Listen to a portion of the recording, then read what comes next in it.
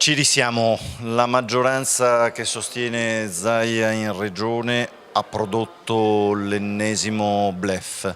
Si era ipotizzata la riduzione degli enti promossi dalla Regione, tutti questi sottogoverni che funzionano come cassa di compensazione per accontentare qualche amico, qualche riferimento territoriale.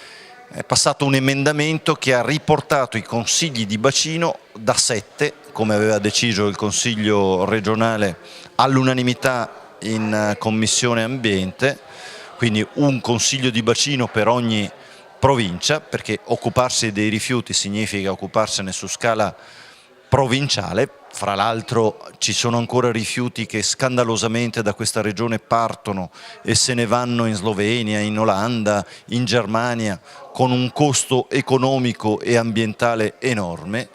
Ebbene, è passato invece un emendamento della maggioranza che ha riportato il numero dei consigli di bacino a 12. Una scelta sbagliata, una scelta che va in controtendenza rispetto a quello che sta avvenendo anche nazionalmente.